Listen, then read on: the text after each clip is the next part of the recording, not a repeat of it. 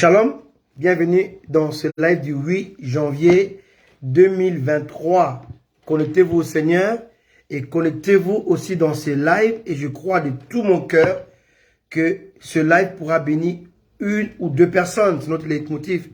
Je vous souhaite la bienvenue dans ce live et bonne écoute, bon moment de méditation, de partage, d'enseignement. Que Dieu nous accorde sa grâce et sa bonté. Je suis content d'être là parmi vous en ce deuxième dimanche du mois de janvier de cette année. Bienvenue à vous. Aujourd'hui, on va, au lieu de continuer le message sur l'Antichrist, normalement, je vais le continuer aujourd'hui. Mais Dieu m'a mis un autre message dans le cœur. Et bien aimé, actuellement, il faut écouter le Saint-Esprit. Amen. Parce que le Saint-Esprit connaît le cœur du peuple de Dieu. Alléluia. Donc, je ne peux pas faire ce que moi j'ai prévu ou programmé, mais je dois faire ce que Dieu me dit de faire. Amen. Pour que son peuple soit béni, fortifié et édifié. Gloire à Dieu. Aujourd'hui, les problèmes de l'Église se situent au niveau de l'identité. Amen. On ne sait pas qui est Dieu et on ne sait pas qui sommes-nous. Amen. Or, le problème se situe à ce niveau-là. Comme a dit Jésus à la femme samaritaine, vous adorez ce que vous ne connaissez pas ou celui que vous ne connaissez pas. Nous sommes aujourd'hui comme le fils prodigue qui avait perdu l'héritage de son père et qui est resté loin de son père pensant à tort qu'il avait aussi perdu l'identité de son père. Alléluia. Il croyait qu'en perdant l'héritage de son père, il avait aussi perdu le droit d'être fils de son père. Et il est resté loin de son père parce que sa pensée était corrompue par le diable. Alléluia. Et c'est le cas de beaucoup de chrétiens aujourd'hui. Parce que tu as péché et tu penses dans ton esprit que Dieu ne peut pas te pardonner et tu restes loin de Dieu. Alors que le père de ce fils qui se trouve dans la parole de Jésus, de fils prodigue dans le livre de Luc, chapitre 15, je crois. Et Jésus nous parle de cette parabole du fils prodigue, comment le fils a eu l'héritage de son père. Il s'est éloigné loin de son père. Parce que vous allez voir que dans l'histoire, on parle de l'élevage des porcs. Or, en Israël, on n'élève pas les porcs. Alléluia, l'élevage des porcs n'existe pas en Israël. Alléluia. Donc, ceci dit que quand il est parti hors la maison, hors le territoire, hors l'environnement bénéfique. Quelqu'un me comprend? Très important. Alléluia. Il avait perdu l'argent, l'héritage de son père, mais il n'avait pas perdu le droit de demeurer le fils de son père. Et quand il est rentré en lui-même, il a compris cela. Aujourd'hui, c'est la même chose, hein, bien aimé. Aujourd'hui, nous prions un Dieu que nous ne connaissons pas. Et c'est dangereux. On ne peut pas adorer sans la révélation de ces dieux. Et si tu ne peux pas adorer ça sans la révélation de ces dieux-là, tu ne connaîtras pas non plus ton identité. Ton identité, tu peux la connaître lorsque tu connais l'identité de ta source. Or, notre source, c'est Dieu. Or, si on ne connaît pas la source, on ne peut pas comprendre, connaître la canalisation. La canalisation est liée à une source. Bien aimé, j'étais au Congo, je parlais avec un ingénieur qui travaille à la régie des eaux. Je ne comprenais pas pourquoi l'eau du robinet était impropre, sortait jaune. Et j'ai dit, mais c'est quoi cette eau? Cette eau n'est pas bien traitée. Il m'a dit, non docteur, l'eau est bien traitée autant que chez vous là-bas en Europe. Nous avons les mêmes physiciens, les mêmes chimistes qui traitent l'eau de la même manière. L'eau est traitée en France, de la même manière elle est traitée au Congo. Ce n'est pas un problème d'eau traitée. Ce n'est pas un problème de la source, mais c'est le problème de la canalisation. Or, la canalisation qui transporte l'eau est vétuste. Elle est vétuste. Elle existe depuis les années 50, au temps des Belges. Donc, il ne faut pas seulement mieux traiter l'eau, mais il faut aussi changer la canalisation. Aujourd'hui, les chrétiens, ils ont un Dieu puissant, tout puissant, capable de faire des choses, mais ils ne sont pas purifiés. La canalisation par laquelle Dieu doit passer n'est pas propre. Voilà pourquoi lorsque l'eau pure qui vient de la source qui est Dieu vient au travers d'une personne dont la canalisation n'est pas purifiée, l'eau sort impure et impropre. La parole de Dieu n'est pas pure lorsque le canal n'est pas pur. Quelqu'un me comprend? Si on n'a pas la révélation de Dieu, on ne peut pas avoir la révélation de nous-mêmes. Je suis celui que Dieu a appelé parce que je connais ma source. Je connais le fondement. Je connais le rocher duquel je t'ai tiré. Il a dit à Pierre, tu es Pétros.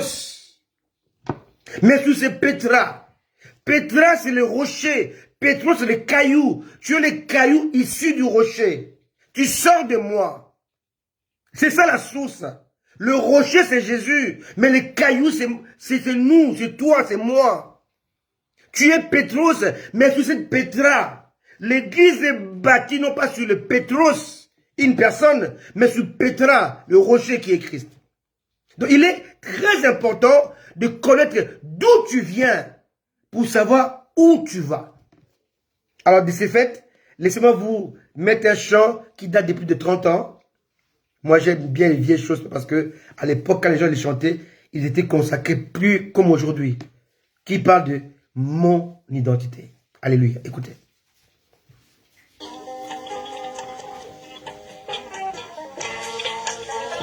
Quelle est ton identité? D'où viens-tu? Qui est ton père? Quelle est ta source?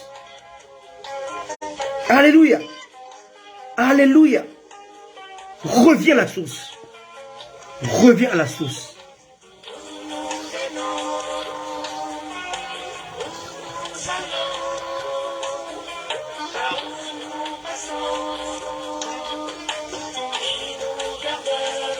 Alléluia. Que ce chant puisse vous interpeller.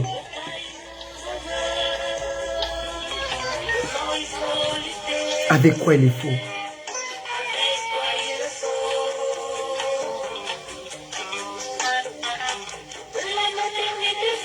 Je viens du ciel.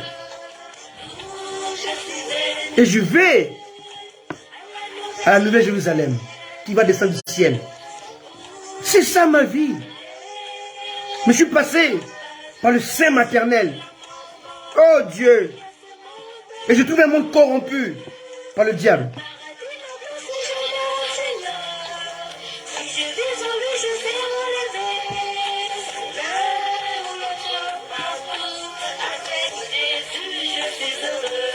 Alléluia.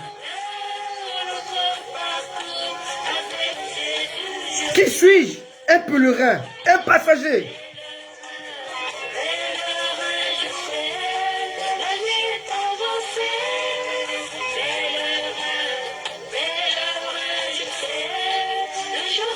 Le sais-tu? Tu es un pèlerin. Tu es un passager. Tu es dans un transit. Ce n'est pas ta destination finale. L'avion est posé, mais va redécoller. Alléluia.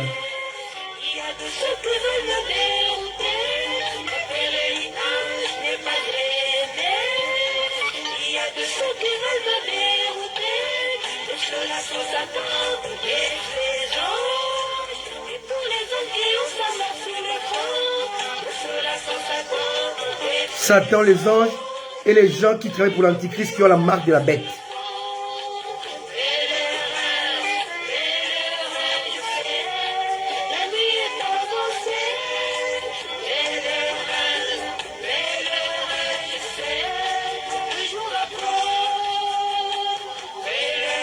Merci Jésus.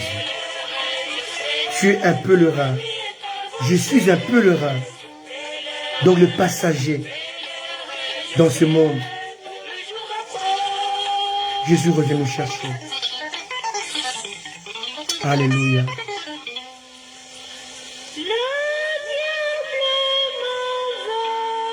Alléluia.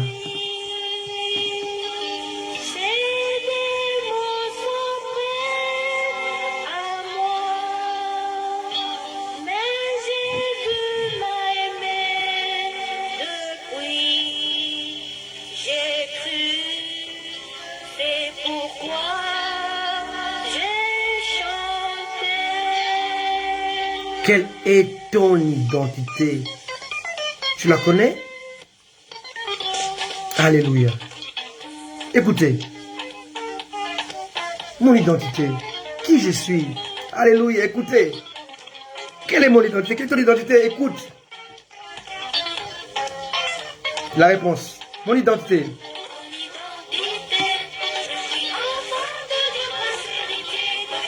Enfant de Dieu, prince héritier, co-héritier du Christ. Voilà mon identité. Alléluia.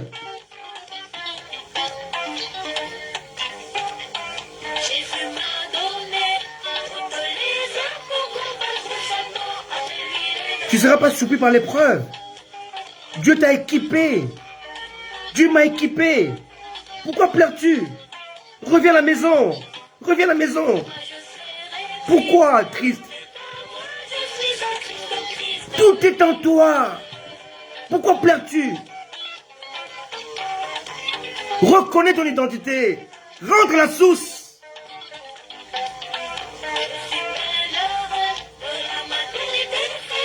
Je sais d'où je viens et où je vais. Entre le ciel d'où je viens et la nouvelle Jérusalem où je vais, je passe par la terre.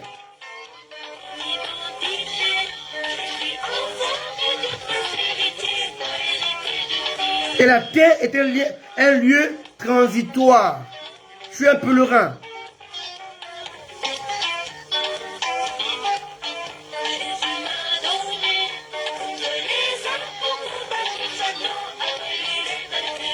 Merci Seigneur. Merci Jésus. Merci Jésus. Alléluia.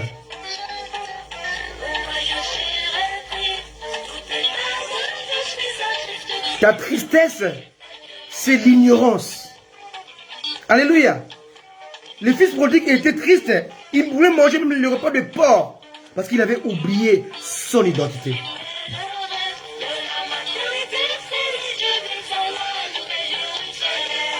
Alléluia.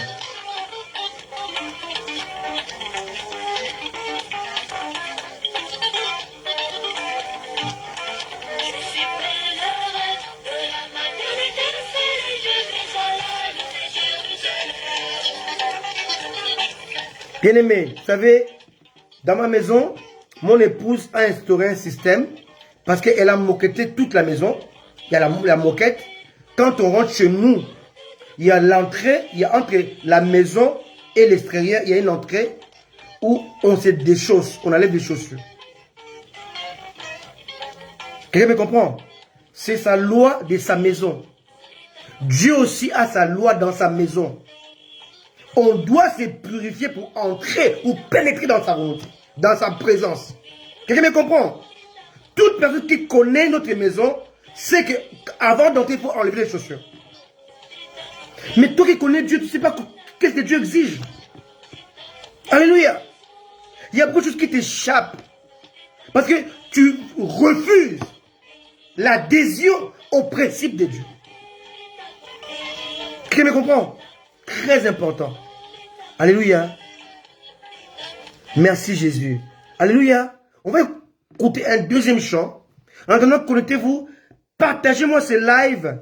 Parce que il nous fera du bien, je vous assure. Il nous fera du bien. Alléluia. Aujourd'hui, je parlerai d'un thème que j'ai intitulé « Les limites du pardon divin ». Les limites du pardon divin. Comment l'homme parvient-il à mener Dieu dans la colère sans remède et à la limite du pardon où Dieu dit « je ne te pardonne plus ». Si on connaît ce Dieu-là, on saurait cela. Alléluia. Amen. Mon épouse me connaît. Et lorsque les enfants font n'importe quoi, elle va en parler. Attention, votre père a besoin du repos. Ne faites plus cela. Elle connaît les limites de ce que je peux supporter. Vous devez connaître les limites de Dieu, où Dieu ne peut plus supporter ou tolérer. Alléluia. C'est très important. Alléluia. très, très important. Laissez-moi lire encore une écriture avant de commencer le message. Alléluia. Dans le livre de Chroniques. Amen. Aujourd'hui, c'est spécial, bien aimé. On ne fait pas comme d'habitude. Alléluia. On doit essayer de comprendre ces dieux-là. 2 Chroniques 36, versets 15 et 16. L'Éternel, le Dieu de leur père, donna de bonnes heures à ses envoyés la mission de les avertir. Car il voulait épargner son peuple et sa propre demeure. Dieu voulait épargner, pas seulement le peuple, mais sa propre demeure. Lorsque Dieu arrive à une colère excessive, écoutez ce qui va se passer. Mais ils se moquaient des envoyés de Dieu. Ils méprisèrent ses paroles. Ils se raillèrent de ses prophètes. Jusqu'à ce que la colère de l'Éternel contre son peuple devienne sans remède. Je répète, jusqu'à ce que la colère de l'Éternel contre son peuple devienne sans remède. Et quand la colère de Dieu devient sans remède, Dieu ne peut plus pardonner. Et c'est ça notre message d'aujourd'hui. Quelqu'un me comprend? 2 Chroniques 36, 15 à 17. Verset 17. Alors l'Éternel fit monter contre eux le roi des Chaldéens et tua par l'épée leurs jeunes gens dans la maison de leur sanctuaire. Il n'épargna ni le jeune homme, ni la jeune fille, ni le vieillard, ni l'homme aux cheveux blancs. Il livra tout entre ses mains. Il est allé encore plus loin que ça. Dieu a même livré sa propre demeure, qui a été brûlée par le feu. Si vous connaissez Dieu, vous connaîtriez jusqu'où il peut aller pour supporter vos iniquités, nos iniquités. On ne doit pas pousser Dieu dans ses derniers retranchements, jusqu'à ce que sa colère devienne sans remède, qu'on ne peut plus arrêter. On le verra aujourd'hui, où Dieu dit à ses prophètes, ne prie pas pour eux, en leur faveur. Même si tu pries, je ne t'écouterai pas. Alléluia. Qu'as-tu fait? Où es-tu allé? Dans la bêtise, dans l'iniquité, dans le péché, où Dieu empêche ses serviteurs d'intercéder en ta faveur. Il leur dit, si vous le faites, je ne vous écouterai pas. La colère sans remède. La limite du pardon divin. Aujourd'hui, je vais nous parler. Je vais nous exhorter. Je vais nous secouer. Je vais nous réveiller dans ces termes. Il y a la limite ou les limites du pardon divin. Il y a des moments où tu arrives à un niveau où Dieu ne peut plus te pardonner. On va les voir dans l'ancienne alliance et dans la nouvelle alliance. Pour ne pas dire que c'était l'ancienne alliance. On va le voir dans les deux côtés. On va explorer les deux côtés. Alléluia. Oh non, c'est la loi. Non, ce n'est pas la loi.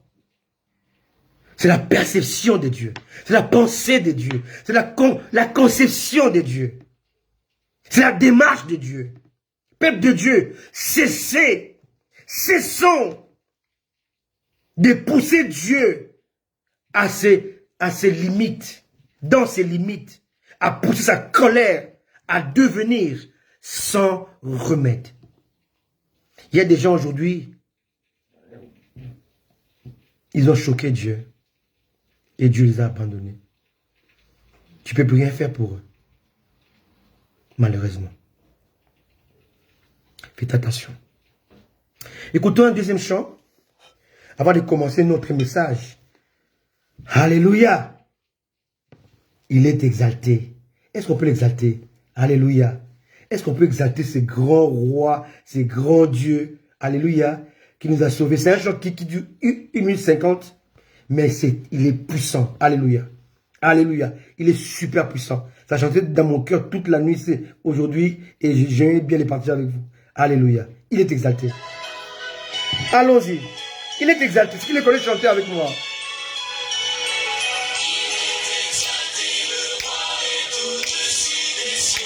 Qui veut le louer?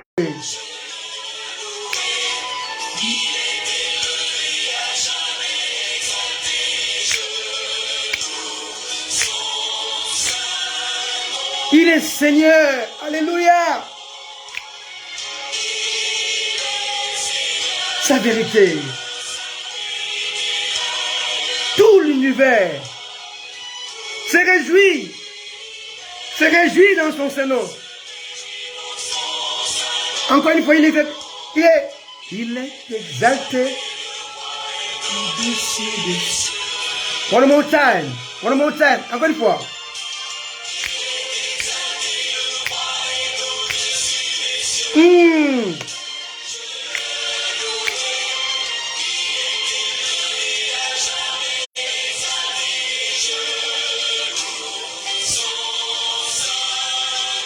Dites-le ensemble avec moi, il est Seigneur.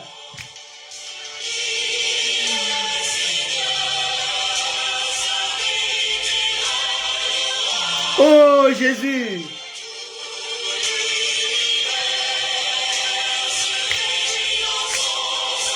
Il est exalté.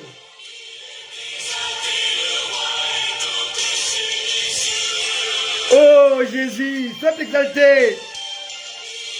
Oh Jésus. Alléluia. Quelqu'un béni. Alléluia. On peut encore le chanter. Amen. Il est exalté. Alléluia. Merci Jésus. On y va.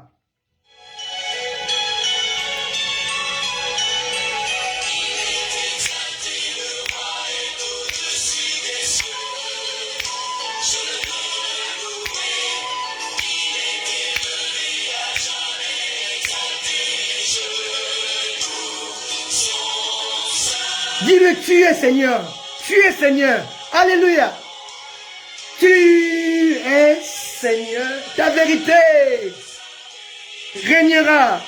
Tout l'univers se réjouit en ton Saint-Nom.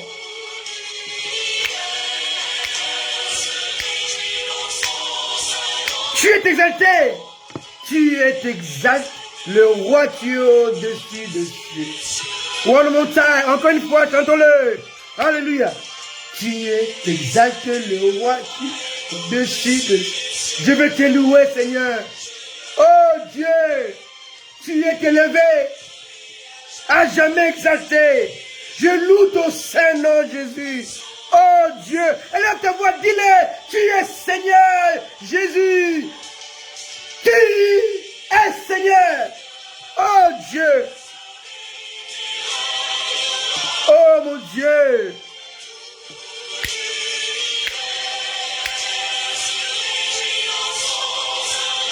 Tu es exalté.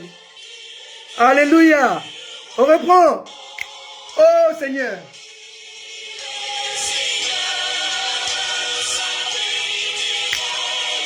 Tout l'univers se réjouit en son Saint-Nom. Dis-le-lui, tu es exalté, Seigneur.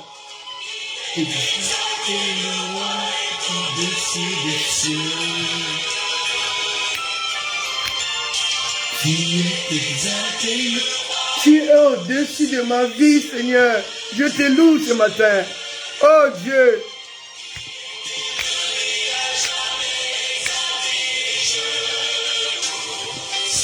Que ton âme, ton esprit chante cela. Dis-lui, tu es Seigneur, Jésus. Tu es Seigneur.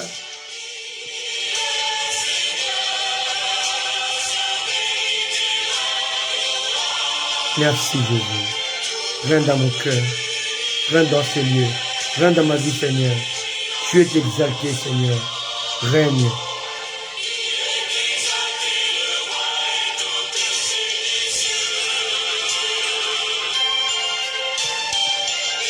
Merci, Jésus. Amen. Alléluia. Soyez, comme dit souvent ma très chère Solange, soyez divinement bénis. Amen. Aujourd'hui, comme promis, je vous ai donné les thèmes de cet après-midi, ce midi. Les limites du pardon divin. À quel moment Dieu arrive à une colère excessive, à une colère sans remède. Alléluia. Je vous salue, vous tous qui êtes là, depuis où vous êtes, depuis la Belgique, depuis la Grande-Bretagne, depuis le Congo, depuis Hong Kong, depuis l'Australie, depuis le Canada, partout où vous êtes, je vous promets que je vais vous saluer à la fin de ce message. Alléluia. Soyez bénis, soyez conséquents et surtout, suivez-moi très bien parce que aujourd'hui, on va apprendre des choses extraordinaires qui vont nous aider à nous maintenir dans la présence de notre Seigneur et Sauveur Jésus-Christ. Je vous salue au nom de Jésus. Shalom à tous les saints, à tous les hommes et femmes de Dieu, à tous les serviteurs et servantes de Dieu. Je vous salue. Alléluia. Alors, en guise d'introduction, je vais lire dans Michée, au chapitre 7, le verset 18. Michée, allez-y, cherchez, parce que je sais que beaucoup de chrétiens ne connaissent pas ces livres, ou rarement. Pour trouver Michée, commencez dans Matthieu et remontez. Hein? Matthieu, Zacharie, alléluia. Vous remontez Matthieu. Après Matthieu, vous avez Malachie. Vous remontez Malachie. Zacharie, vous remontez Zacharie, vous allez trouver encore Agé, vous remontez Sophonie, vous remontez Habakkuk, vous remontez, vous allez trouver Naoum, et vous remontez, et enfin vous allez trouver Michée. Amen. C'est vraiment entre l'Ancien Testament et le Nouveau Testament, entre les milieux. Et c'est un livre que beaucoup de chrétiens ne lisent pas souvent, ce qui fait que si on dit Michée, on est là, on va carrément table de matière pour trouver Michée. Non, c'est facile à trouver. Allez dans Matthieu, remontez vers l'avant. Hein? Malachie, Zacharie, Agé, tout ça vous allez trouver. Amen. Soyez bénis et bienvenue dans ce live. Alléluia, de ce 8 janvier 2023. Amen. Je vous salue tous au nom de Jésus. Alors, Michée 7 nous dit quoi au verset 18? Quel Dieu est semblable à toi, qui pardonne l'iniquité, qui oublie le péché. Du reste de ton héritage, il ne garde pas sa colère à toujours, car il prend plaisir à la miséricorde. Autrement dit, il ne se lasse pas de pardonner. 19. Il aura encore compassion de nous. Il mettra sous ses pieds nos iniquités. Tu jeteras au fond de la mer tous leurs péchés. 20. Tu témoigneras de la fidélité à Jacob, de la bonté à Abraham, comme tu l'as juré à nos pères au jour d'autrefois. Alléluia. Alléluia. Ici, dans Michée 7, 18 à 20, on nous parle de la bonté de Dieu, de sa capacité de supporter nos fautes et de sa miséricorde aussi profonde pour nous pardonner. Alléluia. Cependant, ce texte-là ne fait pas l'unanimité de ce que Dieu est. C'est ça le problème des chrétiens. Ils prennent un texte et s'appuient dessus sans comprendre qui l'a dit. Pourquoi ça a été dit? Si vous lisez bien dans ce texte-là, on parle de la soumission à l'Éternel et on nous invite à aller louer par rapport à la grandeur de son cœur, comment il peut nous pardonner et comment il peut nous supporter. Alléluia. Mais Dieu est un Père. Dieu est comme une personne. Un peuple pardonne ses enfants. Mais il y a un moment où l'enfant arrive au-delà de ce que le Père peut supporter. Et c'est là que je vais prêcher aujourd'hui. Le limite du pardon divin.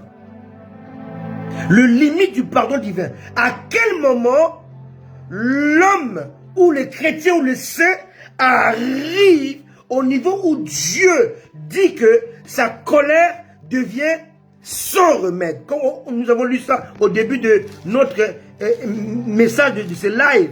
On l'a lu dans 2 Chroniques. Alléluia. Vous vous souvenez? Vous vous souvenez de ça? Je l'ai lu tout à l'heure au début de mon live. Alléluia. 2 Chroniques 36, les versets 15 à 17.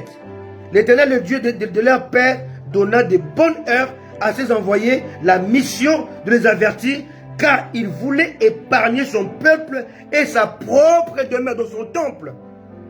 16. Mais ils se moquèrent de ses envoyés. Ils méprisèrent ses paroles. Ils se rallièrent à ses prophètes, jusqu'à ce que la colère de l'Éternel contre son peuple devienne sans remède, sans antidote, sans réparation. Quelqu'un me comprend? Donc Dieu qui ne se laisse de pardonner, mais il peut aussi arriver à une colère sans réparation, sans remède, sans antidote, sans réparation, sans intercession. Quelqu'un me comprend? Et c'est ça que je vais parler aujourd'hui pour nous avertir, nous parler, nous interpeller. Il y a 3 péchés. Il y a 3 fautes. Pas 4, pas 5, 3. Que lorsque nous parvenons à arriver à ces fautes-là, la colère de Dieu devient sans remède. Premièrement, Dieu hait, il déteste, il répugne l'idolâtrie. Lorsque le peuple rentre dans l'idolâtrie, la colère de Dieu devient sans remède. Deuxième chose qui pousse Dieu à avoir la colère sans remède ou à la limite du pardon, c'est la rébellion. Et troisième chose, c'est le blasphème. Mon élu, tu peux l'écrire s'il te plaît. Les 3 péchés, les 3 fautes qui poussent la colère de Dieu à devenir sans remède, qui poussent Dieu à la limite du pardon. 1. L'idolâtrie. 2. La rébellion. 3. Le blasphème. Dans toute la parole de Dieu, à chaque fois que la créature de Dieu a atteint le niveau de la rébellion, Dieu a toujours châtié sans limite. À chaque fois que le peuple de Dieu sont rentrés ou sont parvenus à l'idolâtrie, la colère de Dieu est sans remède. Et à chaque fois, le saint, l'élu, le peuple de Dieu arrive à attrister le Saint-Esprit, à blasphémer contre le Saint-Esprit, la colère de Dieu devient sans remède. Bien-aimés, je vous en supplie, vous devez écouter cet enseignement pour ne pas faire l'erreur de rentrer dans l'idolâtrie, la rébellion et les blasphèmes. À chaque fois que le peuple de Dieu, les créatures de Dieu sont parvenus à ces niveaux d'interdit, la colère de Dieu est sans remède. Les limites de son pardon trouvent, ça arrive à la sommité. À la fin, on ne peut pas aller au-delà. Je vais commencer par le commencement. Le premier être créature, ou la première créature qui a péché contre Dieu, ne vit pas l'homme, c'est fils Lucifer. Et si nous lisons dans Ézéchiel, chapitre 28, on va voir comment Lucifer a péché. Et quand il a péché, la colère de Dieu était sans remède. On va voir les conséquences de la colère sans remède. Alléluia. Très importante. Ézéchiel 28, verset 11. Ici, il s'agit de l'archange. Il s'agit de du chérubin protecteur. Il s'agit de l'ange de Dieu. Mais pas n'importe quel ange. L'ange le plus beau, le plus merveilleux, le plus glorieux. Le préféré de Dieu. Celui que Dieu aimait le plus. Celui à qui Dieu avait tout donné. Dans tous ces anges, il n'y a pas un ange qui a reçu autant que lui. Qui avait reçu autant que lui. Mais quand il a péché, la colère de Dieu était sans remède. D'ailleurs, les anges n'ont pas droit au pardon. Allez-y voir mon message sur le mystère des 3 pierres précieuses. Écrivez-le, les mystères des 3 pierres précieuses. Là, j'explique comment Dieu a constitué l'homme et comment Dieu aussi a créé les anges. L'homme avait été créé avec 3 options. L'option sainteté, l'option rachat et l'option royauté. L'homme était comme Aaron qui avait 12 pierres sur le pectoral. D'accord? Lucifer avait 10 pierres sur le pectoral, son pectoral à lui. On va le voir tout à l'heure. Et on peut comparer les deux, je l'ai dit dans mon message, je ne vais pas répéter mon message, c'est le mystère de 3 pierres précieuses. Allez sur Facebook, mon Facebook, tapez mystère de 3 pierres précieuses. Là j'en parle en long et en large. Et vous allez voir que si vous comparez les pierres de Lucifer, alléluia, et les pierres qu'Aaron portait, vous allez voir que Aaron portait 12 pierres, et Lucifer portait 10 pierres. Et si vous comparez, vous allez voir que la plupart des pierres que Lucifer avait, parce qu'il a été créé avant l'homme, Aaron les possédait. Mais Aaron avait 3 pierres que Lucifer n'avait pas. Voilà pourquoi lorsque Lucifer a péché, Dieu ne pouvait pas le racheter. Les 3 pierres étaient une pierre blanche et 2 pierres rouges. La pierre était blanche, plus blanche que le diamant. Et cette pierre symbolisait la sainteté. L'homme a été créé pour demeurer saint. Deuxième pierre, elle était rouge pourpre.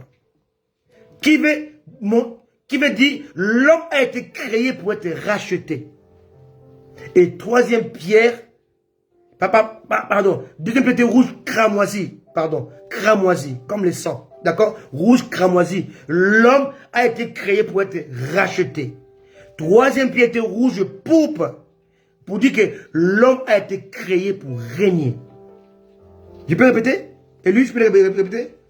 Ou pas? Je peux continuer? Alléluia. L'homme était créé avec 3 pierres qui les différenciaient des anges ou des Lucifer. Lucifer avait 10 pierres, l'homme avait 12 pierres. Mais l'homme avait 3 pierres que Lucifer n'avait pas. Pierre blanche et 2 pierres rouges. La pierre blanche, c'était la pierre de la sainteté. Tu as été créé pour rester, demeurer saint.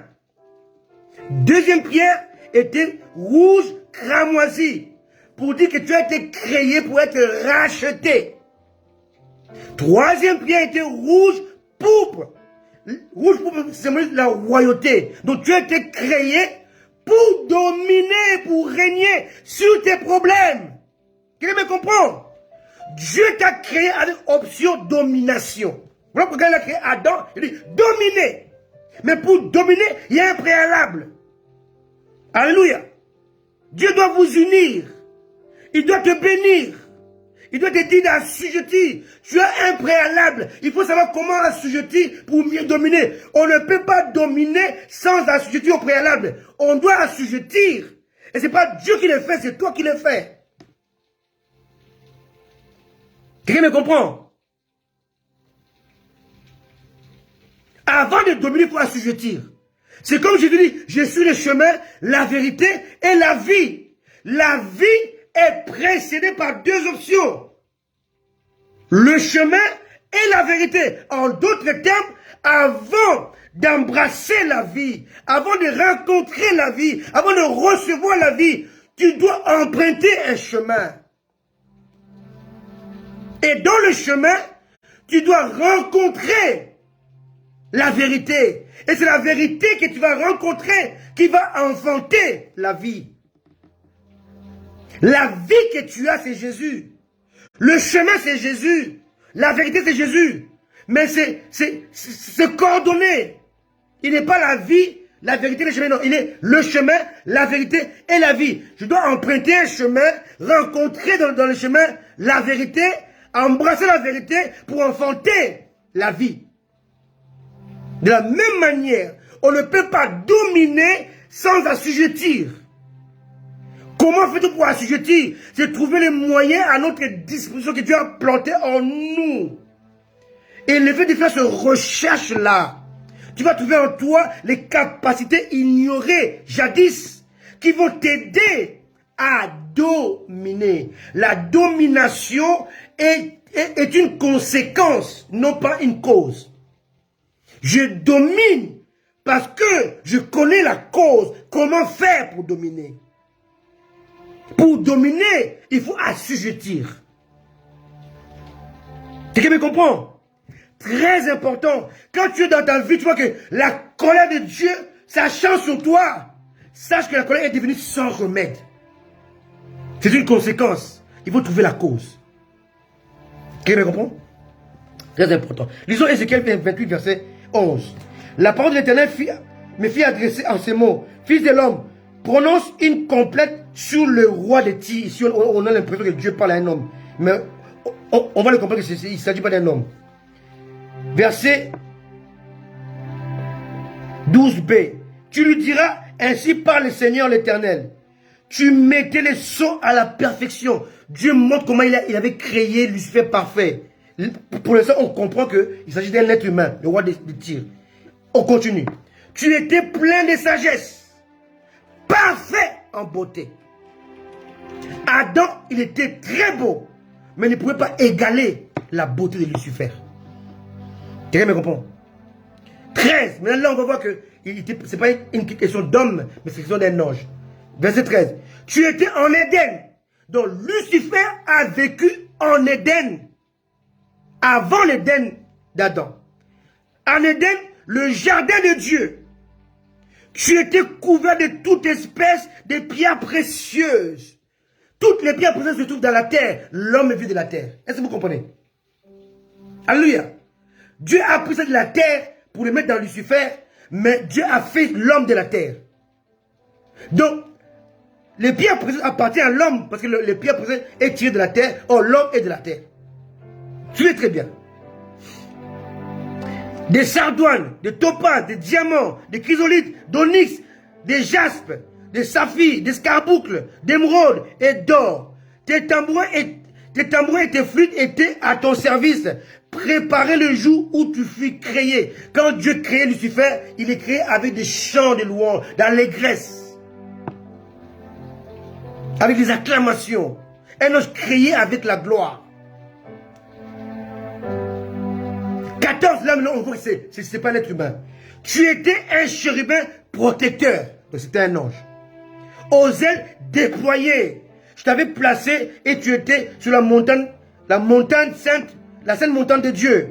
Tu marchais au milieu des pierres étincelantes dans la gloire, dans la divinité. Tu étais intègre dans tes voies. Depuis le jour où tu fus créé, jusqu'à celui où l'iniquité a été trouvée chez toi. Par la grandeur de ton commerce, tu as été rempli de violence. Tu as péché. Je te précipite de la montagne de Dieu. Je te fais disparaître chérubin protecteur. Du milieu de pierres intercédentes. Donc Dieu l'a dépouillé. Quelqu'un me comprend? Il l'a chassé. 17. Ton cœur s'est élevé à cause de ta beauté. Tu as corrompu ta sagesse par ton éclat. Je te jette par terre. Je te livre en spectacle au roi. Par la multitude de tes iniquités, par l'injustice de ton commerce. Tu as profané tes sanctuaires. Et ça, c'est profond. Je fais sortir du milieu de toi un feu qui te dévore. Cette parole vous paraît rien. Anodine, mais moi je vous dis ce qui est caché dans ce verset 18. Je fais sortir de toi un feu qui te dévore. Je te réduis en cendres sur la terre, aux yeux de tous ceux qui te regardent. Je vais revenir sur cette phrase-là. Je fais sortir de toi un feu qui te dévore. Lucifer était placé dans les jardins, dans l'Éden de Dieu. Est-ce que c'est le même Éden qu'Adam? On ne le sait pas, on ne le dit pas. Mais ce qui est sûr, c'est que c'est l'Éden. Est-ce que c'était l'Éden terrestre? On ne le sait pas. Est-ce que c'était céleste? On ne sait pas. Mais tout ce qu'on sait, c'est qu'il s'agit d'un jardin. Or, dans les jardins, il y a des plantes. Or, les plantes ne peuvent être plantes que si à la terre. Mais Dieu dit, je fais sortir du milieu de toi un feu qui te dévore. En d'autres termes, je fais sortir du milieu de toi quelqu'un qui deviendra un feu. Et qui va te détruire. Dieu a pris là où Lucifer posait ses pieds quelque chose d'inutile, de sans importance. Là où il foulait les pieds, lui qui était rempli de pierres précieuses, là où il pouvait fouler les pieds, les choses la moins importante qui soit, la terre. Et Dieu prend, il soulève la terre, la patte, le pied de Lucifer. Là, il posait les pieds, il soulève, il prend la terre, il fait l'homme, il dit, dormez sur lui. My goodness! Dieu t'a créé, Dieu m'a créé, Dieu nous a créés pour choquer le diable. C'est ça les limites de la colère du pardon de Dieu. Parce que les pharisiens ne voulaient pas servir Dieu. Dieu a suscité des hommes illettrés qui n'ont pas été à l'école, des Pierre, des Jean, des Jacques, des hommes illettrés qui n'ont jamais mis les pieds à l'école. Il leur a donné son esprit. Il leur dit, confondez-les. Il y avait des Nicodème, docteurs de la loi. Il y avait des Caïphes qui avaient étudié. Mais quand ils écoutaient Pierre, ils disaient, d'où leur vient cette sagesse, cette compétence, cette intelligence, ce savoir. Lorsque Dieu veut te choquer, il va susciter quelqu'un que tu méprises. Toi qui m'écoutes, ne te méprise pas. Peu importe ce que tu es, peu importe tes diplômes, peu importe ton cursus universitaire scolaire, peu importe, mais si tu t'attaches à Dieu, Dieu fera de toi un élément qui va choquer. Qui va choquer. Parce qu'ils ont rejeté Dieu. Dieu va t'établir pour les confondre. La Bible dit qu'il a fait de ce qui est moins, des faibles, pour confondre les forts. Je dis, peu importe qui tu es, peu importe d'où tu viens, peu importe ton niveau d'études, peu importe tes diplômes, peu importe d'où tu sors, peu importe la famille d'où tu viens, peu importe, je dis, ta source, ta provenance, mais le plus important, c'est lui qui s'est confié à l'Éternel ne sera jamais confondu. Ils te feront la guerre, mais ne te vaincront jamais. Parce que Dieu a fait de toi un élément pour choquer ceux qui avaient, mais qui n'ont pas su l'utiliser. Ceux qui avaient la connaissance, mais qui l'ont rejeté. Ceux qui avaient le savoir, et qui l'ont bafoué. Lucifer avait tout. Mais quand il a péché, il a commis l'irréparable. Parce que Lucifer avait commis le péché qu'on appelle la rébellion. Je vous disais au départ que le péché de la rébellion amène la colère de Dieu sans remède. La rébellion pousse les limites, Dieu dans les limites du pardon. Parce qu'il avait péché, Lucifer.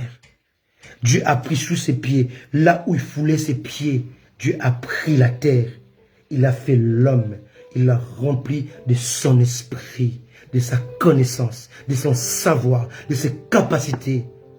Dieu n'a jamais été dans le cœur de Lucifer, mais Dieu a fait de ton esprit, de ton cœur, son temple, dans le but de choquer celui qui l'avait aimé avant toi, celui qui l'avait élevé avant toi. Le limite du pardon divin pousse Dieu à punir celui qui a péché contre lui et à élever celui qui lui est fidèle. N'oubliez pas ça. N'oubliez jamais ça. N'oubliez jamais ça. Quand Dieu a affaissé les pharisiens, Dieu a suscité les pierres. Alléluia. Quand Dieu a rejeté Saül, il a suscité David. Le limite du pardon de Dieu enfante deux choses. La condamnation, d'une part, et l'élévation de l'autre côté. Connais-tu tes origines? D'où viens-tu? Où vas-tu? Quelqu'un me comprend? Souviens-toi d'où tu es tombé. Qu'est-ce que tu avais la soif de Dieu? Il y a 6 mois, il y a 1 an, il y a 2 ans. Qu'est-ce que tu es devenu aujourd'hui? Voilà ce qui se passe aujourd'hui dans les réseaux sociaux. Des pasteurs qui se livrent, des hommes qui se livrent à l'abomination, au péché sexuel, alors qu'ils sont mariés. Des femmes de pasteurs qui se livrent dans les choses incommensurables, inconcevables. Même le païen ne peut pas le faire. Nos mamans ne connaissaient pas Dieu, mais ne commettaient pas l'adultère. Parce qu'ils étaient fidèles à leur mari. Qui me comprend? Elle savait que le papa avait 2, 3 femmes. Mais quand le papa rentrait à la maison, elle lavait ses pieds. Elle lui servait à manger. Mais nous aujourd'hui, notre génération, quand le mari fait des gaffes, chérie, va faire la semoule toi-même. Chérie, va faire ton riz toi-même. Tu es fatigué. On a perdu le respect. On a perdu le sens du mariage. La base du mariage a été bafouée. Je parle aujourd'hui des limites du pardon de Dieu. Et là, je parle de Lucifer. Aussi, on peut aller voir. Deuxième élément, c'est Israël. Israël est l'image du peuple de Dieu. À quel moment Israël est passé par ce châtiment divin où il y a eu les limites du pardon de Dieu? Alléluia. Alléluia. On va les voir maintenant dans l'Ancien Testament et le Nouveau Testament. Dans l'Ancien Testament, si on peut aller, on va dans Jérémie 11. Non, comptons par Jérémie 7. Jérémie 7, le verset 16. Jérémie 7, le verset 16. Dit quoi? Et toi, là Dieu parle à Jérémie, et toi, n'intercède pas en faveur de ce peuple. Dieu interdit son serviteur à le supplier pour Israël. N'élève pour eux ni supplication, ni prière. Ne fais pas des instances auprès de moi, car je ne t'écouterai pas. Alléluia. Alléluia. Quel est le péché qu'Israël a commis pour que Dieu dise à son serviteur, son prophète, de ne même pas prier en sa faveur? Israël avait commis l'idolâtrie. Je vous ai parlé des 3 péchés. La rébellion, l'idolâtrie et le blasphème. Allons-y maintenant dans Jérémie, chapitre 11, verset 14.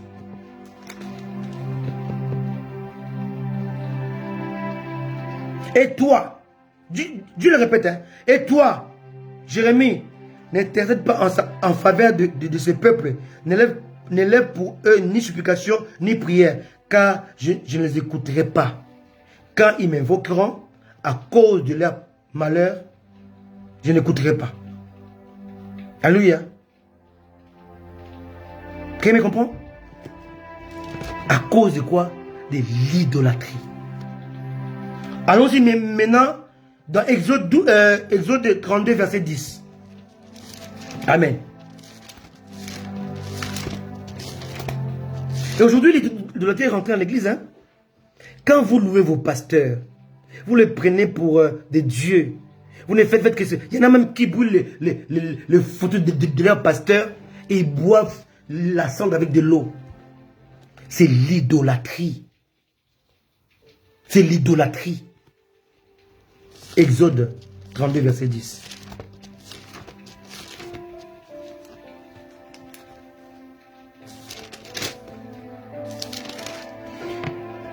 Verset 10.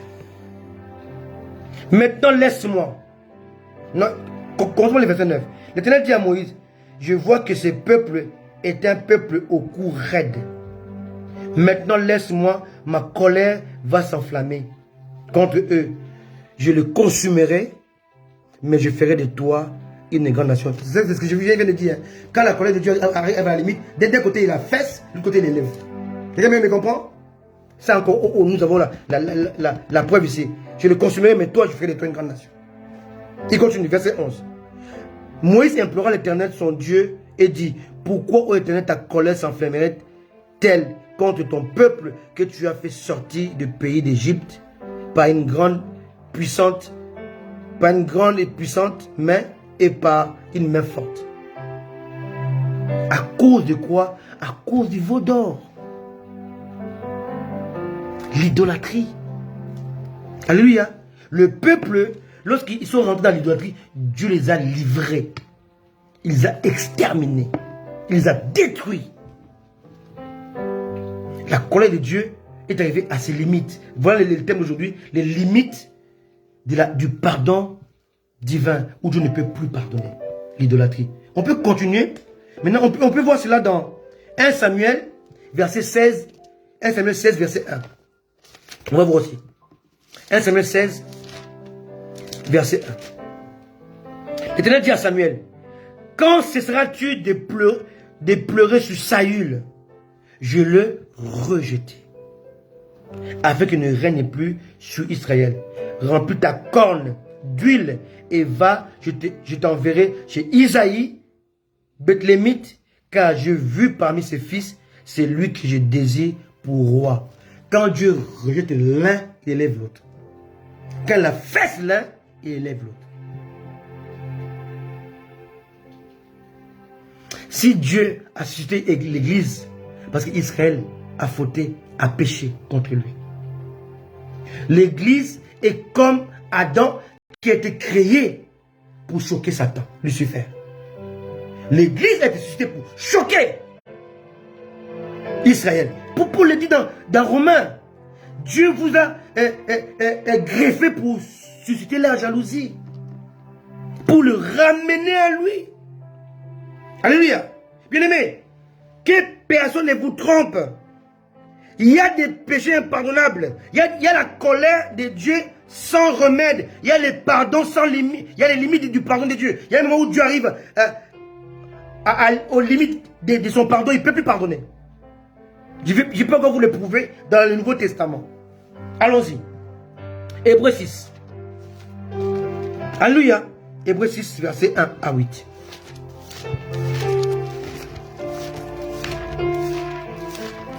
Aujourd'hui, on prêche du tout et n'importe quoi. Oh, c'est pas grave. Quels sont les péchés? Non. Il y a des péchés que tu fais, on ne te pardonne pas. Je vous dis la vérité. Hébreux 6, verset 1. Écoutez bien. C'est pourquoi, laissant les éléments de la parole de Christ, tendons à ce qui est parfait, sans poser de nouveau le fondement des renoncements aux œuvres mortes, de la foi en Dieu, de la doctrine des baptêmes, de l'imposition des mains, de la résurrection des morts et du jugement éternel. C'est ce que nous ferons si Dieu le permet. Ici, on parle des 6 fondements de la chrétienté. 4. Car il est impossible. On n'a pas dit possible, il est impossible que ceux qui ont été une fois éclairés, dis bien, la parole de Dieu dit que c'est impossible, qui ont été une fois éclairés, écoutez les conditions, une fois éclairés, qui ont goûté au don céleste, qui ont eu part au Saint-Esprit, qui ont goûté à la bonne parole de Dieu et qui ont goûté aux puissances du siècle à venir. Il y a 6 paliers. Tu as été éclairé, né de nouveau. Tu as goûté au don céleste. Tu as le don spirituel. 1 Corinthiens 12. Qui ont goûté au Saint-Esprit. Tu es rempli du Saint-Esprit une fois dans ta vie. Qui ont goûté à la bonne parole, la connaissance que moi je vous prêche là. Et qui ont expérimenté les puissances, les miracles et les prodiges. 5 paliers. Quand tu arrives à ce niveau-là, tu dis Jésus, je ne veux plus de toi. Je te rejette. Je te renie. Écoutez la réponse. Il est impossible. Verset 6. Qui soient et qui sont tombés, qui sont éloignés de Dieu, soient encore renouvelés et amenés à la repentance. impossible de se repentir quand tu arrives à ce niveau-là. Impossible.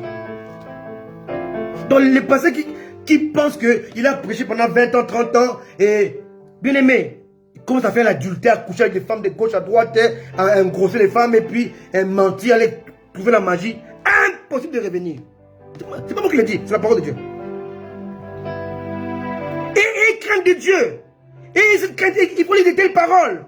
Pour vous dire qu'on ne blague pas avec les choses de Dieu. Pourquoi? Puisqu'ils crucifient pour leur part le Fils de Dieu et l'exposent à l'ignominie. Christ a déjà été crucifié. Mais quand tu fais ça, tu le crucifies à nouveau. Bien, mais le péché qui a privé Moïse de la terre promise, c'était ça. Il a crucifié Jésus à nouveau. Comment ça? Dieu lui a dit, frappe le rocher. Oh, le rocher c'est Christ. On doit le frapper une fois. La deuxième fois, Dieu n'a pas dit frapper le rocher. Il dit, parle au rocher. Parce que le rocher a déjà été frappé. Quand Moïse a frappé 2 fois, Dieu a dit, tu n'entreras pas. C'était un péché impardonnable. Amen. Il crucifie pour leur part le Fils de Dieu et l'expose à l'ignominie. Tout ce qui se passe aujourd'hui dans les réseaux sociaux, les pasteurs ont fait ceci, l'avant le pasteur a fait cela, ça expose le Christ à l'ignominie. Donc en fait, les gens disent, je ne vais plus croire en ces dieux. Ça, c'est exposer Christ à l'ignominie. Et c'est dangereux pour eux. Alléluia. 7. Lorsqu'une terre abreuvée par la pluie, qui tombe souvent sur elle, produit une herbe utile à ceux pour qui elle est cultivée, elle participe à la bénédiction de Dieu. Mais, si elle produit des épines et des chardons, elle est réprouvée et près d'être maudite. On finit par y mettre le feu. Quelqu'un me comprend? Quand tu as connu les 5 paliers, éclairé, don céleste, Saint-Esprit, bonne parole, puissance, 5 paliers, tu tombes, papa, c'est fini pour toi. C'est fini pour toi. Tu ne peux plus te repentir. La Bible dit, au verset 4, car il est impossible. De quoi de se repentir? De quoi de revenir? D'être racheté à nouveau. Servez Dieu avec crainte et tremblement. Vous ne servez pas Dieu bien parce que vous ne le connaissez pas bien. L'ignorance vous pousse à faire n'importe quoi. Et quand des fois tu te rebelles, ah Christian, c'est un faux serviteur. Il sert avec Satan, bien aimé. Ah bon? Moi je prêche avec la personne du Satan. Tu es sûr de ça? Et si c'est le Saint-Esprit? C'est le Saint-Esprit, tu as blasphémé. On le blasphème, c'est attribuer au diable l'œuvre du Saint-Esprit. C'est impardonnable. Est-ce que quelqu'un me comprend? Et c'est très dangereux. Hébreux 10. Allons-y. Ici, c'est plus l'Ancien Testament, c'est le Nouveau Testament, d'accord? Hébreux 10, 26. Car, si nous péchons volontairement, tu sais ce que je fais, c'est un péché. Mais tu le fais quand même. Après avoir reçu la connaissance de la vérité, il ne reste plus de sacrifice pour le péché. L'œuvre de la croix s'annule pour toi. Mais une attente terrible du jugement et l'ardeur d'un feu qui dévorera le rebelle. 28. C'est lui qui a violé la loi de Moïse meurt sans miséricorde. Sur la déposition de 2 ou 3 témoins. On les lapide. Verset 29. De quel pire châtiment pensez-vous? On vous pose la question, que sera jugé digne? C'est lui qui aura foulé aux pieds les fils de Dieu. Qui aura tenu pour profane le sang de l'alliance, donc les sacrifices de la croix. Et par lequel il a été sanctifié et qui aura outragé l'esprit de la grâce. Qui me comprend? Péchons, faisons attention. Il y a 3 péchés très dangereux. Que si vous êtes dans cette catégorie-là, bien aimé, c'est terminé pour vous. La rébellion, l'idolâtrie et les blasphèmes. Amen. Allons-y dans 2 Pierre.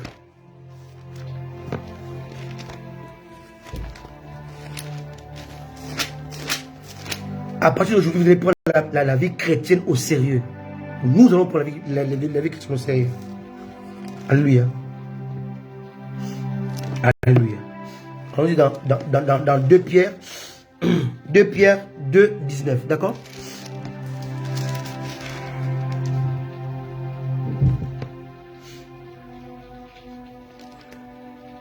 Non, je suis dans 1 Pierre, pardon. 2 Pierre 2, 19. On y va. Ils leur promettent la liberté quand ils sont eux-mêmes esclaves de la corruption. Ça, c'est des hommes de Dieu. Venez être libres, vous allez voyager, vous allez avoir des maris, vous allez avoir des femmes, vous allez avoir l'abondance, la prospérité. Mais ils sont esclaves du péché, de la vie sexuelle, débradés, débridés, de l'adultère, la fornication, la magie. Mais quand ils prêchent, ils disent des bonnes choses. Mais ils sont esclaves de ces choses. Car chacun est esclave de ce qui a triomphé de lui. Tu es esclave du péché, mais tu prêches les gens la liberté. En effet, si après s'être retiré des souillures du monde par la connaissance du Seigneur et Sauveur Jésus-Christ, ici on parle des hommes de Dieu, hein, des femmes de Dieu, ils s'y engagent de nouveau et sont vaincus, leur dernière condition est pire que la première. 21. Car mieux valait pour eux n'avoir pas connu la voie de la justice que de la voie connue et de se détourner du saint commandement qui leur avait été donné. 22. Il leur est arrivé ce que dit un proverbe vrai, le chien est retourné à ce qu'il avait vomi. Et la truie lavée s'est vautrée dans le bourbier. Bien-aimés, serviteurs, servantes de Dieu, chrétiens, enfants de Dieu, faites très attention. Paul nous parle de notre salut, il dit, prenez votre salut comme un objet de crainte et de tremblement. On ne fait pas ce qu'on veut sur la route, car il y a un code de la route. On ne fait pas ce qu'on veut dans la vie chrétienne, car il y a un code de la vie chrétienne. On ne fait pas ce qu'on veut dans l'adoration, car il y a un code de l'adoration. On ne fait pas ce qu'on veut avec le Saint-Esprit, car il y a un code d'intimité qui régit notre relation avec le Saint-Esprit. Si tu ne le sais pas, tu vas toucher à l'interdit. Comme Uza, qui avait des bonnes intentions, mais il a touché à l'interdit et Dieu l'a tué. Quelqu'un me comprend? Vous savez, comme les Lévites qu'on appelait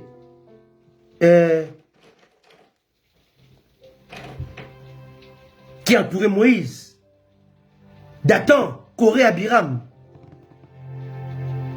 Alléluia. Dathan, Abiram, qui se sont levés contre Moïse. Et la Bible dit que Dieu a ouvert la terre. Il les a enterrés vivants. Ils sont allés vivants dans ce jeu des morts. Parce qu'ils croyaient qu'ils avaient le droit de juger, de dénigrer, de rabaisser le serviteur de Dieu. Amen. Dernier verset que je peux lire avec nous, tout dans Matthieu 12. Je vais m'arrêter là. Je ne vais pas être long pour ne pas vous charger par ces messages. Matthieu 12, vous savez, Jésus était en train de faire des miracles et les pharisiens par jalousie, ils ont dit non, il fait ça par le diable.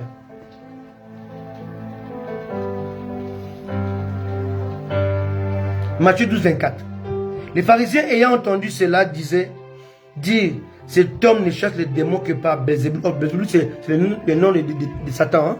Belzéboul, prince des démons. Comme Jésus connaissait leurs pensées, il leur dit, tout royaume divisé contre lui-même est dévasté.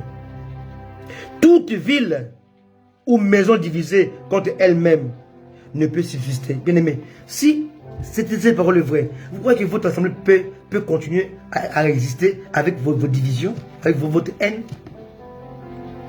Ça peut marcher, ça continue la parole de Dieu. Est-ce que votre mariage peut résister si vous êtes divisé? Non. Verset 26. Si Satan chasse Satan, il est divisé contre lui-même. Comment donc son royaume subsistera-t-il? 27. Et si moi je chasse les démons par Belzébul, donc par Satan, vos fils, par qui les chassent-ils? C'est pourquoi ils seront eux-mêmes vos juges. 28. Mais si c'est par l'Esprit de Dieu que je chasse les démons, le royaume de Dieu est donc venu vers vous. 29. Ou comment quelqu'un peut-il entrer dans la maison d'un homme fort et piller ses biens sans avoir auparavant lié cet homme fort? Alors seulement il pillera sa maison. 30. Celui qui n'est pas avec moi est contre moi. Celui qui n'assemble pas avec moi disperse. C'est pourquoi je vous l'ai dit, tout péché et tout blasphème sera pardonné aux hommes, mais le blasphème contre le Saint-Esprit ne sera point pardonné. Quiconque parlera contre le Fils de l'homme, il lui sera pardonné. Mais quiconque parlera contre le Saint-Esprit ne lui sera pardonné ni dans ces siècles, ni dans les siècles à venir. C'est quoi blasphémer contre le Saint-Esprit? C'est attribuer au diable l'œuvre du Saint-Esprit. Mais vous savez, lorsque nous conduisons l'église à Paris, j'ai nécessité de dire ça aux fidèles qui étaient les membres de cette assemblée. Je disais, si demain, vous ne voulez plus rester à l'assemblée, partez. Hein? Parce que moi, ce n'est pas moi qui vous ai attiré ici. C'est Dieu. Si vous estimez que vous ne pouvez plus rester là, allez-y. Mais si vous osez quitter l'assemblée et aller dehors, dire que Christian servait le diable, à ce moment-là, vous déclarez ouvertement que vous blasphémez contre le Saint-Esprit. Et malheureusement, cela ne sera pas pardonnable. Vous allez vous livrer dans les tourments. Parce que moi, je sers Dieu. Et ceux qui savent, savent. Amen. Je vous donne la liberté. Soit de rester avec moi, soit de partir. Dans le live, j'invite pas les gens. Vous venez. Mais si demain vous ne voulez plus venir, gloire à Dieu. Allez sur quelqu'un d'autre. Mais si en partant, vous taisez, gloire à Dieu, c'est votre choix. C'est votre droit. Mais si vous allez dire que cet homme-là prêche avec la magie, avec Satan, vous prenez un risque énorme du blasphème. Vous mieux se taire que parler et dire des choses si loin de Dieu. Il faut être patricien, il faut être élu pour savoir qui je suis. Alléluia. Tu ne peux pas me maîtriser parce que ma femme qui est là avec moi depuis 25 ans, des mariages, si on compte les fiançailles, ça fait 27 ans. N'arrive même pas à me maîtriser moi. Elle qui vit avec moi tous les jours, ne sait pas me maîtriser. Mais si toi qui es à l'extérieur, tu veux essayer de me maîtriser, tu prends un risque énorme. Là, je parle de moi. C'est aussi vrai pour d'autres serviteurs de Dieu que vous ne connaissez pas, que vous ne maîtrisez pas. Un homme de Dieu, une femme de Dieu demeure un mystère. N'essayez pas de vouloir les diminuer, l'écraser, les vilipender. N'essayez pas de le faire. Même vous qui m'écoutez, vous êtes des serviteurs de Dieu, des servants de Dieu. Toute personne qui essaiera de vous vilipender, de vous dénigrer, de vous abaisser, sciemment aura sa rétribution. Dieu finit par là, vous dire, où êtes-vous avec Jésus? Maman Henriette, où es-tu avec Jésus? Esther, où es-tu avec Jésus? Bacheline, où es-tu avec Jésus? Solange, où es-tu avec Jésus? Mon fils, Ikamba, depuis Kinshasa, où es-tu avec Jésus? Homme de Dieu, Thomas Peniel, où es-tu avec Jésus? Vous tous qui me suivez, vous tous les aigles que j'encadre, où êtes-vous avec Jésus? Apôtre l'État depuis Hong Kong, où es-tu avec Jésus? Christian qui parle, où es-tu avec Jésus? Évitez ces 3 péchés. La rébellion, l'idolâtrie et les blasphèmes. Pourquoi? Parce qu'aujourd'hui, on a vu les limites du pardon divin. Dieu ne se laisse pas de pardonner, mais il y a un moment où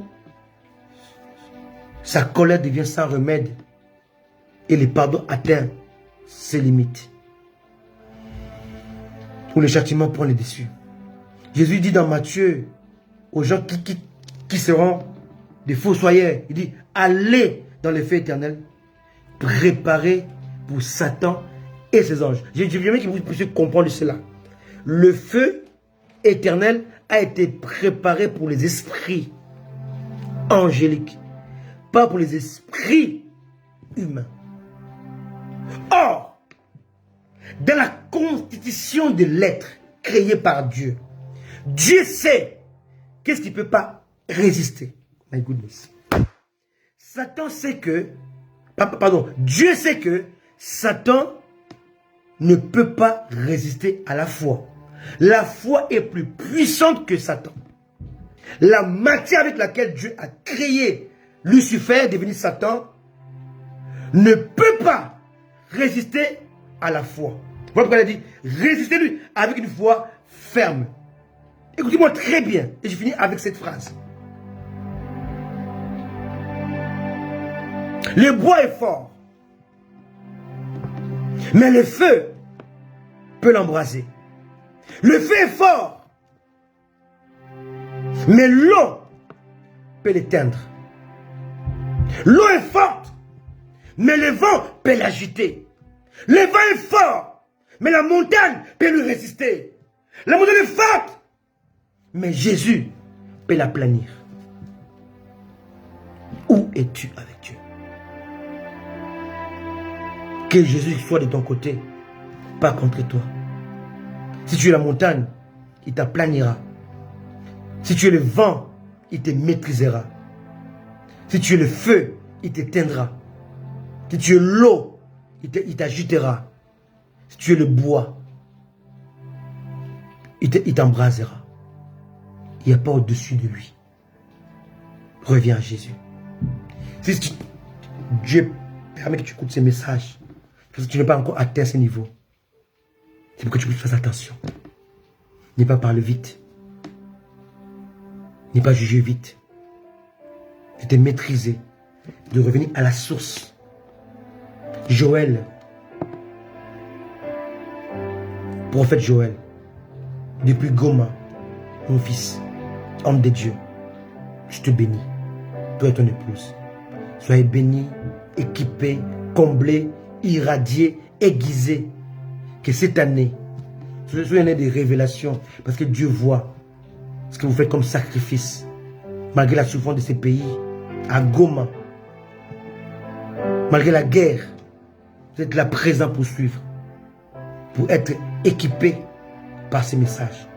Soyez bénis. Accrochez-vous à Jésus. Toi et ton épouse. Vous êtes bénis. Je vous aime. Moi et mon épouse, moi et élu, nous serons toujours là pour vous apporter l'ainsi dit le Seigneur. La parole sans mélange, sans ride,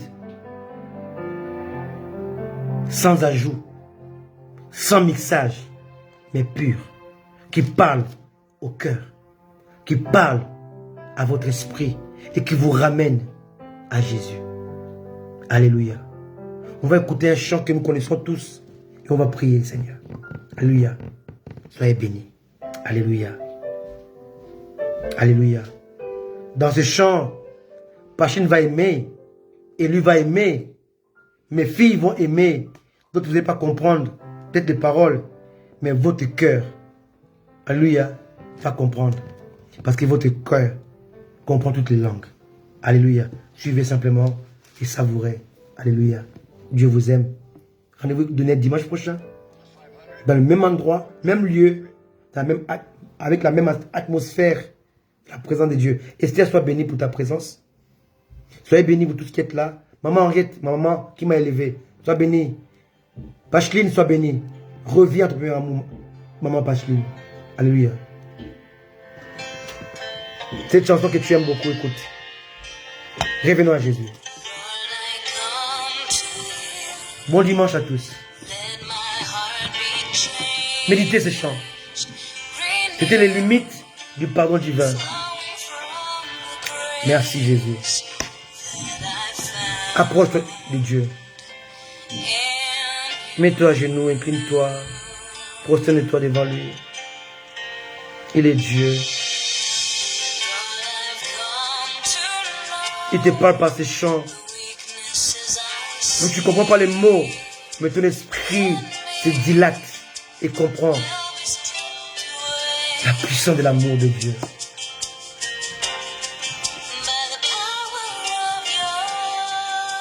Ne pleure pas, Élu. Dieu est là pour toi.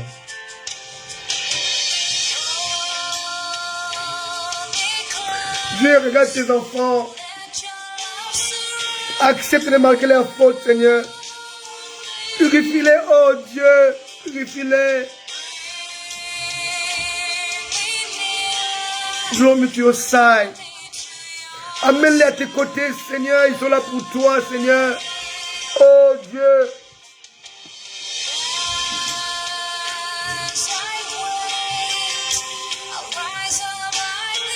Je dois de revenir à Dieu, de revenir à Dieu, de la parole pure. Revenez, Jésus revient bientôt. Ma soeur revient, mon frère revient s'il te plaît. Oh Seigneur, je t'aime, reviens. Oh Seigneur, laisse-moi te voir face à face, Seigneur. Oh Seigneur, s'il te plaît, Seigneur, s'il te plaît, renouvelle ton peuple. Revenez à Jésus. Hold me close, let you, Lord, surround me, bring me to your side. Exactly, Pashley, exactly. Oh Dieu, oh Dieu. Nous revenons à toi, Seigneur. Nous revenons, Jésus. Nous revenons de tout cœur. Le temps est arrivé de revenir. Revenez, revenez, revenez au Père. Alléluia. Hold me close. Let your love surround me. Now, this time, bring me near your side. Oh, Jesus. Oh, Jesus. Yes. Yes. Yes. Yes. Yes.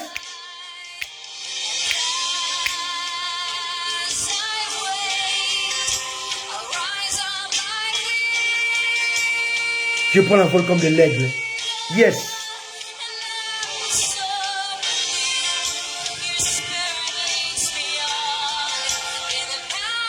Que ton esprit l'ignorant, que l'esprit me conduise. Oh Dieu. Alléluia. Alléluia. Venez à Jésus. Il n'y a rien dans le monde, il n'y a rien. Il n'y a rien. Il n'y a rien. Oh Dieu, revenez à Jésus.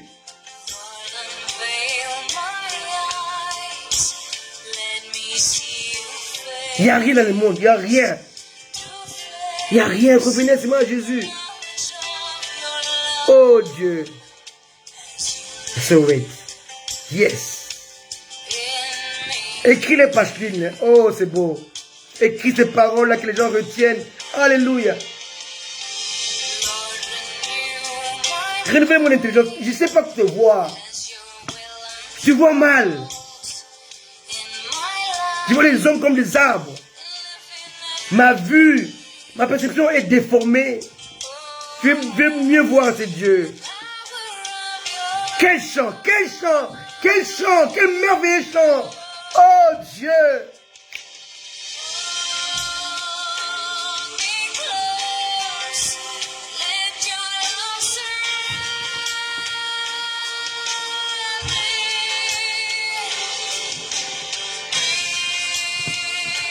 Bring me near. Draw me to your side. C'est moi, place-moi à tes côtés, Seigneur.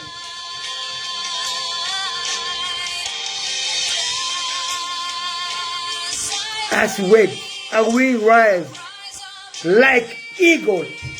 Ah, Jésus.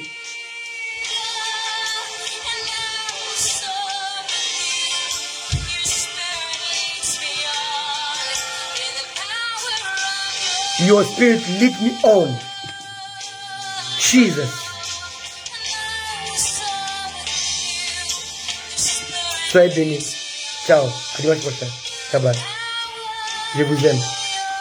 Moi, mon épouse, nous vous aimons. Au nom de Jésus. Amen.